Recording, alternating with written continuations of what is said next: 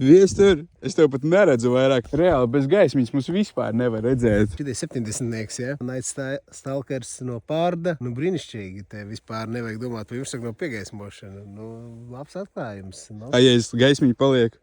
Īstumā tā gaismiņa tev tālu nespīd. Lai cik jocīgi nebūtu, tas ir pierasts lukturīšiem. Domā, izslēgšu pierastu lukturīti, tagad tas 200 metriem redzēšanai.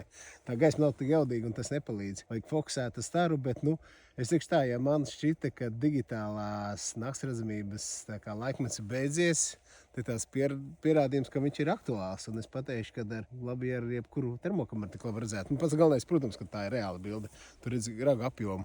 Te nav nekāda termāla apmāna. Es domāju par to, kādu objektīvu izvēlēties. Te ir 50, te ir 70 un 100. Un, protams, lai atbildētu šo jautājumu, reiz var uzzvanīt. Mēs pateiksim, kas ir mūsu favorīts, bet, lai gūtu pilno iespēju, skaties garo video premiumoptics.lv un tad tu uzzināsi, kas ir tavs vispiemērotākais digitālais tēmeklis.